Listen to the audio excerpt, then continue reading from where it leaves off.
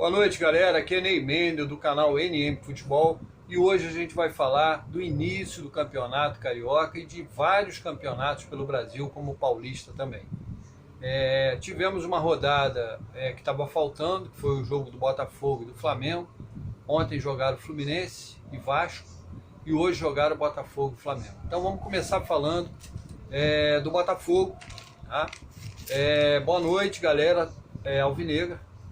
E o Fogão fez a sua estreia hoje, jogou no estádio Newton Santos contra o Audax, e o Audax fez a sua segunda partida hoje. A primeira ele perdeu para o Flamengo no meio de semana, numa partida adiantada, numa rodada adiantada, e o Botafogo jogou com a equipe sub-20, basicamente com garotos, tá?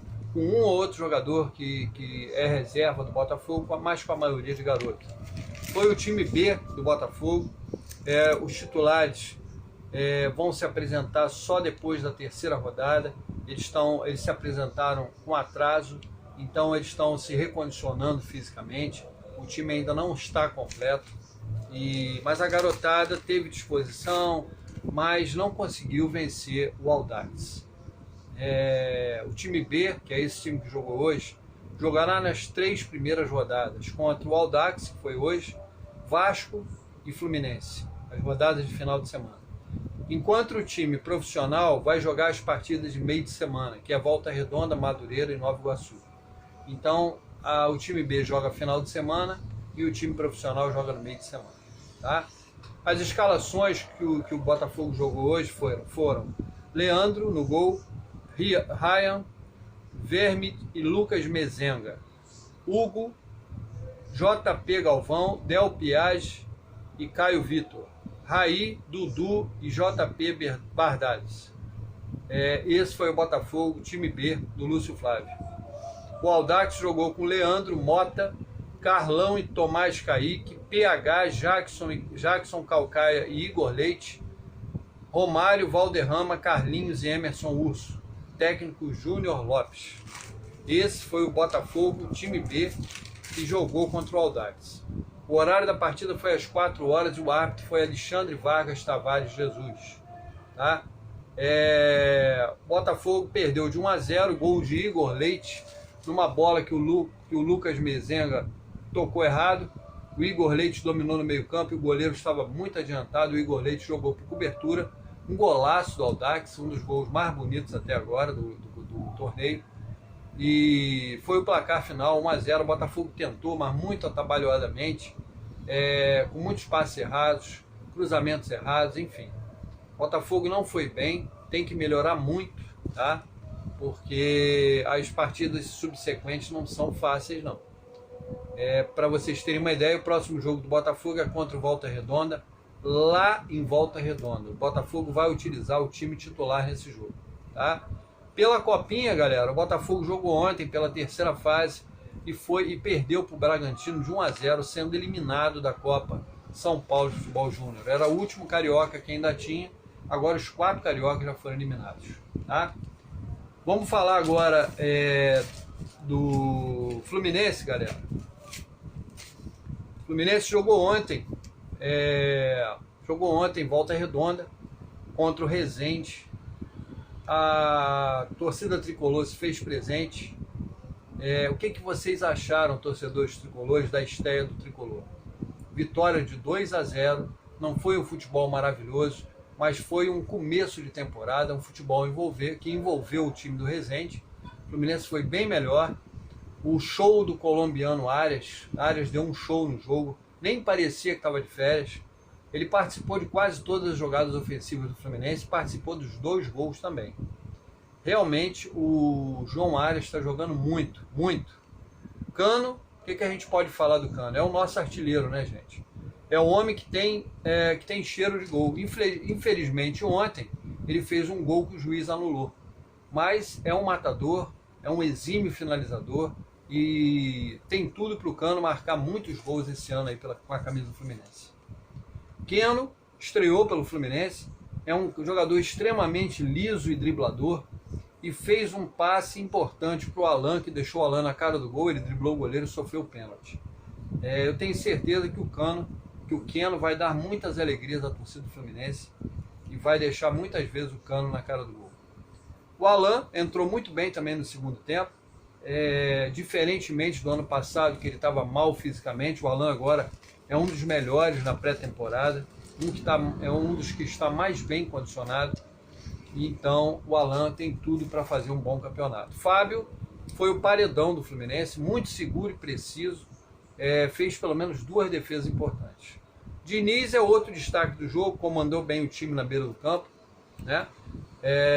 Foi uma vitória importante para começar com o pé direito, e teve também a entrada do Lima e do Marrone no jogo. Não mostraram muito na partida, mas estão indo bem nos treinamentos e também tem tudo para fazer um bom torneio. Próximo jogo do Fluminense é contra o Nova Iguaçu, terça-feira, dia 17/1, às 21h10 no Maracanã, pela segunda rodada, jogo que vai passar no SBT, tá? Então deixa aí seus comentários se gostaram do Fluminense, o que vocês acharam dos contratados, enfim. Façam aí os seus comentários e vamos embora, galera. Vamos falar agora do Vasco da Gama. Torcedor do Vasco foi ao estádio do São Januário ontem para o início de temporada, né? Um jogo que o Vasco jogou com a maioria de reservas. Foram 16 mil torcedores assistindo a partida, que o Vasco saiu com uma derrota, com um empate diante do Madureira em 0-0. Um jogo apagado, sem muitas emoções. O Vasco até tentou, chutando de fora da área, com alguns cruzamentos também. Alguns gols perdidos, como do Zé Santos, que perdeu uma cabeçada sozinho, cabeceou para fora, e outra que o goleiro defendeu. Enfim, gente, foi um time alternativo que ainda não está entrosado. Os titulares estão excursionando nos Estados Unidos, só vão participar a partir da terceira rodada. Então a gente tem que ter paciência com o Vasco, porque é um time alternativo que jogou com Raus, Rodrigo, Pimentel, Zé Vitor e Paulo Vitor, Matheus Barbosa, Juninho e Galarza, Paixão, Zé Santos e Eric, técnico Emílio Fábio. O Madureira jogou com Dida, Juan, Pedro Cavalini, Wagner Iguatu e Brian, Benguelê, Matheus Lira, Henrique, Pablo Pardal, Luiz Paulo, Guilherme Augusto, e o técnico foi Felipe Arantes. Esse foi o Vasco e o Madureira que jogaram ontem num placar melancólico de 0-0. Próximo jogo do Vasco é pelo Carioca, na quinta-feira, dia 19/1, às 21h10, contra o Audax, no estádio Luso Brasileiro, estádio da Portuguesa. Tá? Gente, é início de temporada, bola para frente. O Vasco ainda vai dar alegria nesse campeonato, eu tenho certeza. Tá bom? Vamos falar agora do Flamengo, galera. O Flamengo jogou ainda há pouco contra a Portuguesa da Ilha. O jogo foi no Maracanã. O Flamengo jogou com o time titular, tá? O time titular que o Vitor Pereira quer dar entrosamento para o Mundial, para a Supercopa, enfim. Então, casa cheia, torcida apaixonada, mais uma vez incentivando o time. Uma ausência que foi sentida foi do jovem volante João Gomes, que foi vendido para o Olympique de Marseille. Então, o seu substituto foi o Thiago Maia e o Gerson, que jogou como segundo volante, né?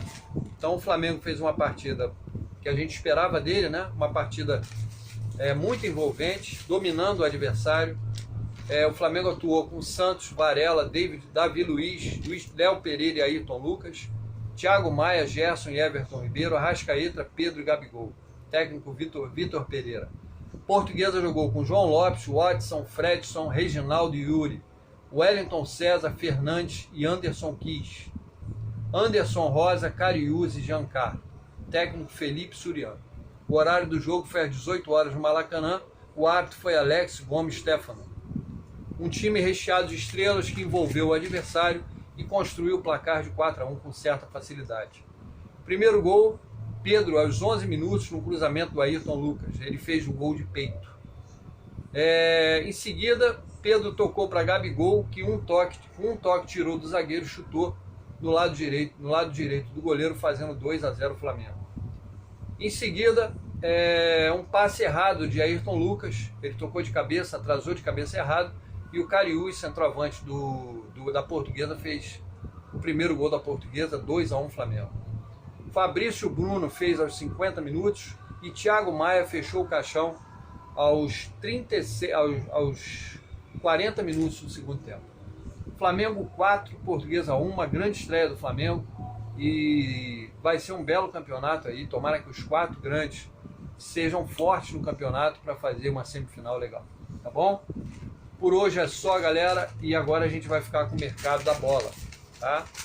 Vamos falar aí das contratações do mercado da bola. Grêmio emprestou o atacante Wesley Pombo para o Caxias, do Rio Grande do Sul. Diego Rosa, meia, ex-Grêmio e atualmente no Manchester City, é o novo reforço do Bahia.